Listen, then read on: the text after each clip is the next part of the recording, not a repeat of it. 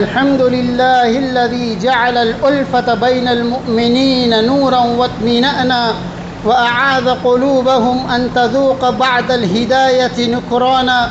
أحمده سبحانه أنبع الود في الصدور فيضا وإمتانا، وأشهد أن لا إله إلا الله وحده لا شريك له خضعت لعظمته جبابرة الأرض طوعا وإذعانا، وأشهد أن سيدنا وسندنا محمدا عبده ورسوله رفع الله به للحق رأية وسلطانا، صلى الله عليه وعلى آله وصحابه الذين شادوا للإسلام ركنا وبنيانا.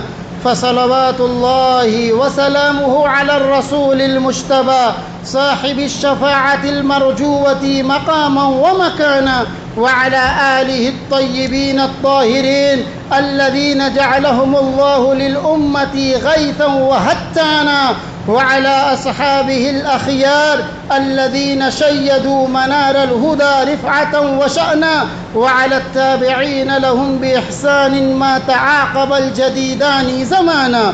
أما بعد، فيا أيها المؤمنون، نقوا سرائركم من الأحقاد وصلوا من قطعكم صفحا وتحنانا، ولا تدعوا للشيطان في ساحتكم مسلكا فيذر جمعكم شتاتا وأضغانا، واعلموا أن التدابر محق للبركة والتقاطع مفسدة للدين تعقب خسارا وخذلانا.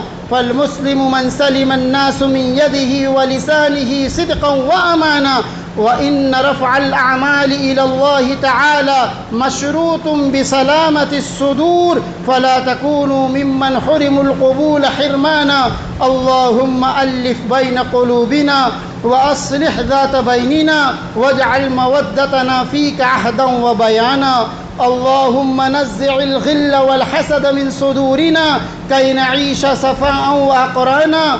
اللهم اغفر للمسلمين والمسلمات الأحياء منهم والأموات، وأعذهم من دواعي الفرقة والشقاق كي لا يذوقوا هوانا. اللهم ارفع عنا البلاء والفتن واجعل ديارنا أمنا ورخاء وأعوانا، واكتب لنا في دار السلام خلودا وأقرانا.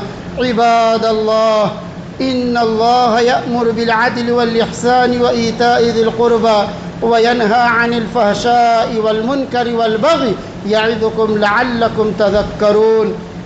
فاذكروا الله العلي العظيم يذكركم وادعوه يستجب لكم، وأقيموا الصلاة.